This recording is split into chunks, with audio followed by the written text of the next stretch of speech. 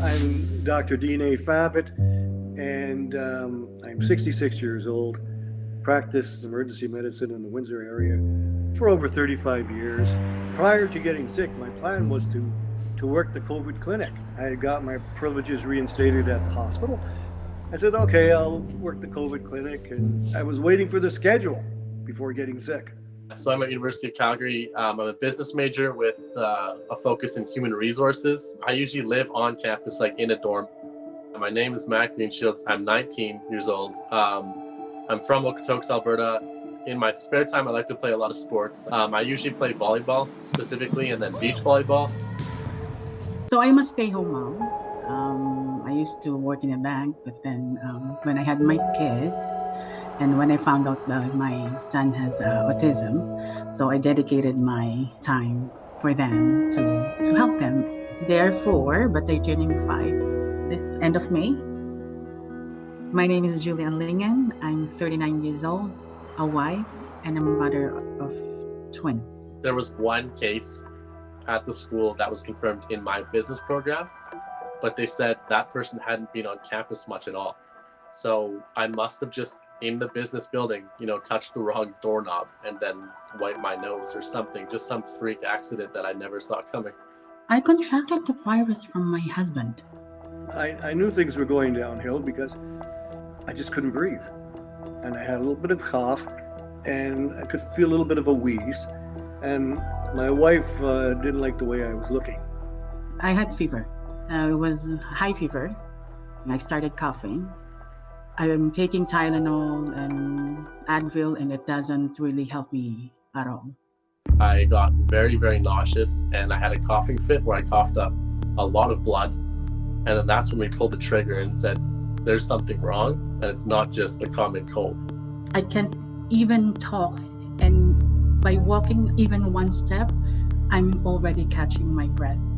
My husband drove me to the hospital. I didn't even hug my children that time because what if it's really COVID? The day after I tested positive for COVID, the news broke to me that I tested positive for mono as well. And the nurse came in and told my mom, he tested positive for coronavirus. And then she told my mom, you have to leave right now. I actually asked them to intubate me because I said, I just can't breathe. This is crazy. It's the worst feeling in the world. I didn't realize till afterwards, but the doctor told me how severe it was when he said, with your chest x-ray, your age factor, he says, your morbidity was about 80%. On my way down to the intensive care unit, when I was being wheeled through these hallways, I was it's quiet. I'm with my thoughts and I'm thinking, I'm 19 years old. I'm a healthy guy. I didn't know at that point if I was going to come out of ICU. And the scariest part was that thinking that I'd have to put my mother through something like this, my wife and kids, that, I may not make it out of this. I basically fought for love. I can't imagine my kids growing up without me. You saved my life. It's like God touched you. When the frontliner did my grand exit, that was really unexpected. So it made me realize that, my condition was really serious. I'm really thankful. I'm so grateful for them. The day I left the hospital, they said, he says, I don't see any more reason to keep you here.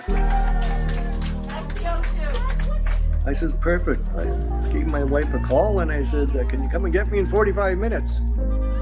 We turned the corner going down my street and I says, well, there's your cousin. And I go, and there's a friend of mine and another friend of mine. Even now I get all choked up about it.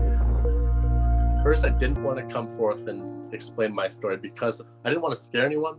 I was made aware of some people my age who were still hosting events and still hosting small house parties and people captioning their posts as, COVID's got nothing on me. And I was like, COVID does have something on you. It's hard on everybody. Businesses, I'm sure all the parents out there have exhausted every means of trying to entertain their kids. This virus is so unpredictable.